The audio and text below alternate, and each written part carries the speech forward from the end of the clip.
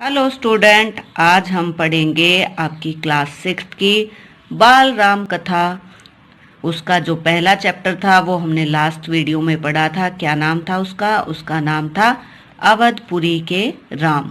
आज हम इस वीडियो में उस चैप्टर के क्वेश्चन आंसर करेंगे।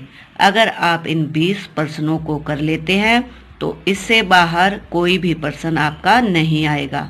इन्हीं क्वेश्चनों को ऑब्जेक्टिव टाइप में भी आप कन्वर्ट कर सकते हैं। अगर लास्ट में नीड होगी तो ऑब्जेक्टिव टाइप वीडियो भी बना दी जाएगी। अभी ये लघुतरात्मक प्रश्न मैंने बनाई हैं।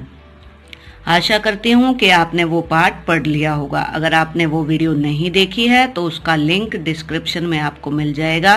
पहले उस वीडियो को देखें, फिर क्वेश्चन आंसर आपको अच्छे से समझ आएंगे। तो आप तैयार हैं? चलिए पहला प्रश्न देखते हैं। प्रश्न नंबर 1, अयोध्या किस नदी के किनारे बसी थी? अयोध्या सरयू नदी के किनारे बसी थी। प्रश्न नंबर 2, अयोध्या किस राज्य की राजधानी थी?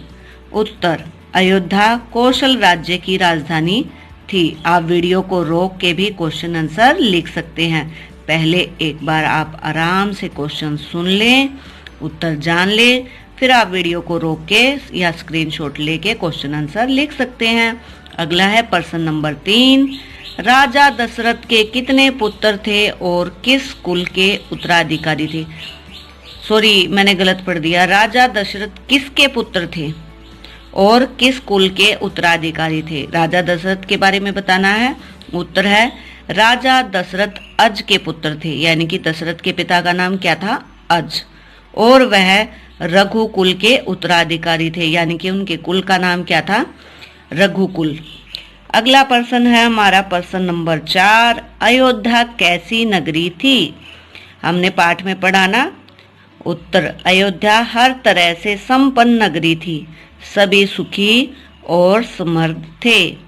अयोध्या में केवल राजमहल ही भव्य नहीं था, आम लोगों के घर भी भव्य थे।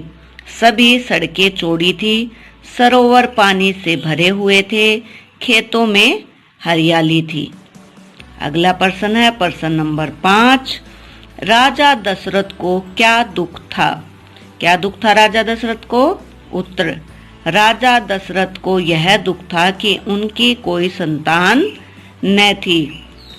अगला है प्रश्न नंबर 6, राजा दशरथ की कितनी रानियां थी और कितने पुत्र थे? राजा दशरथ की 3 रानियां थी, कौशल्या, सुमित्रा और कैकेयी। इनके 4 पुत्र थे, राम, लक्ष्मण, शत्रुघ्न व भरत। ये पुत्र उनके बाद में हुए थे। अभी हम पढ़ेंगे कौन से उपाय के साथ। अगला है प्रश्न नंबर 7, राजा दशरथ ने अपने दुख को दूर करने के लिए कौन से मुनि से चर्चा की? तो जो उनके कुलगुरु थे उनसे चर्चा की थी उन्होंने। उत्तर है वशिष्ठ मुनि से। अगला है प्रश्न नंबर 8, राजा दशरथ ने किस ऋषि की सहायता से पुत्र प्राप्ति का कौन सा यज्ञ किया? अवधपुरी के राम में हमने पढ़ा था कि उनका क्या दुख था? उनके पास कोई भी संतान नहीं थी, इसके लिए उन्होंने वशिष्ठ मुनि से चर्चा की और यज्ञ किया। फिर उनके 4 पुत्र हुए जो हमने अभी ऊपर पढ़े थे। तो उत्तर क्या होगा? राजा दशरथ ने तपस्वी श्रृंग की सहायता से पुत्रेष्टि यज्ञ किया। अगला है प्रश्न नंबर 9, दशरथ की किस रानी ने कौन से पुत्र को जन्म दिया? इसे ऐसे भी पूछ सकते हैं कि किसकी माता कौन है। तो मैंने इस क्वेश्चन को इकट्ठा कर दिया है ताकि आपको अलग से 4-5 क्वेश्चन याद ना करने पड़े। एक ही क्वेश्चन से 4-5 क्वेश्चन बन सकते हैं कि राम की माता का को क्या नाम था या सुमित्रा के पुत्रों के नाम क्या थे, ऐसे घुमा घुमा के। तो आप इसे याद कर ले। दशरथ की सबसे बड़ी रानी कौन थी? कौशल्या। ये भी एक क्वेश्चन हो सकता है कि बड़ी रानी का नाम क्या था। तो हमने अपने क्वेश्चनों को ऐसे लिखा है कि कैसे भी एग्जामिनर घुमा फिरा के क्वेश्चन पूछे आपको उनके आंसर आते मिलेंगे। और कौशल्या ने किसको जन्म दिया? राम को। उनकी दूसरी रानी का नाम क्या था? सुमित्रा। और सुमित्रा के 2 बेटे थे लक्ष्मण और शत्रुघ्न तथा सबसे छोटी रानी, क्या नाम था उनका? उनका नाम था कैकई। कैकई ने भरत को जन्म दिया। तो अब आपको समझ आया कि इस प्रश्न से कितने प्रश्न बन सकते हैं। चलिए अगला देखते हैं, प्रश्न नंबर 10। राम का जन्म कब हुआ? तो जो अवधपुरी के राम है उसमें हमने पढ़ा था ना, राम का जन्म चैत्र मास की 9वीं के दिन हुआ। अगला है प्रश्न नंबर 11। राजा दशरथ का सबसे प्रिय पुत्र कौन था? उत्तर, राजा दशरथ के सबसे प्रिय पुत्र राम थे। इसे हम ऐसे भी लिख सकते हैं, राम राजा दशरथ के सबसे प्रिय पुत्र थे, या सबसे बड़ा पुत्र राम उनका प्रिय पुत्र था। चलिए अगला देखते हैं, प्रश्न नंबर 12। किसके आने पर राजा दशरथ अपना आसन छोड़कर खड़े हो गए थे? उत्तर, ऋषि विश्वामित्र के आने पर उनके स्वागत में राजा दशरथ अपना आसन छोड़कर खड़े हो गए थे। अगला है प्रश्न नंबर 13। महर्षि विश्वामित्र ऋषि बनने से पहले क्या थे?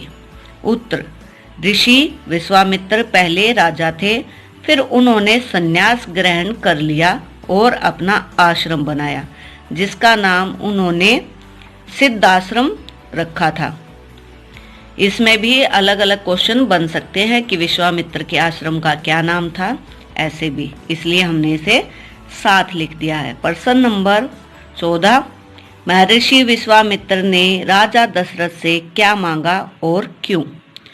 उत्तर, ऋषि विश्वामित्र ने राजा से राम को मांगा क्योंकि उनको सिद्धि के लिए यज्ञ पूरा करना था और उस यज्ञ के अनुष्ठान में 2 राक्षस बाधा डाल रहे थे। प्रश्न नंबर 15। यज्ञ को संपन्न होने में कितना समय लगने वाला था? उत्तर, 10 दिन का समय लगने वाला था। और प्रश्न नंबर 16। ऋषि विश्वामित्र की बात सुनकर दशरथ की दशा कैसी हो गई थी? उत्तर, राजा दशरथ दुखी हो गए, उनका हृदय कांप उठा और वह बेहोश हो गए थे। ऐसा क्यों किया उन्होंने? क्योंकि वो अपने पुत्र से बहुत अधिक प्यार करते थे और उनके बिना एक दिन भी नहीं रह सकते थे, तो पुत्र वियोग के कारण उनकी ऐसी दशा हो गई थी। प्रश्न नंबर 17। किसके समझाने से राजा दशरथ ने राम को ऋषि विश्वामित्र के साथ भेजा? गुरु वशिष्ठ के समझाने पर राजा दशरथ ने राम को ऋषि विश्वामित्र के साथ भेजा। अगला है प्रश्न नंबर 18। राजा दशरथ ने राम के साथ और किसे ले जाने का आग्रह किया? तो जो विश्वामित्र थे, जब उन्होंने राम को मांगा तो राजा दशरथ ने कहा कि इसके साथ लक्ष्मण को भी ले जाओ। प्रश्न नंबर 19। राम के आगे और पीछे कौन चल रहे थे? उत्तर, राम के आगे आगे ऋषि विश्वामित्र और राम से 2 कदम पीछे लक्ष्मण चल रहे थे। क्वेश्चन ये भी हो सकता है, अवसर पे भी जब एग्जाम आया था कि लक्ष्मण उनसे कितने कदम पीछे चल रहे थे, तो वो 2 कदम पीछे चल रहे थे। प्रश्न नंबर 20। इस समय राम की आयु कितने वर्ष थी? जब उन्हें ऋषि विश्वामित्र लेने आए तो दशरथ ने कहा था ना, कितने वर्ष के थे वो? राम की आयु 16 वर्ष की थी।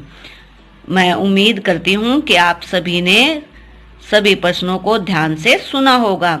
इनको आप लिख लीजिए।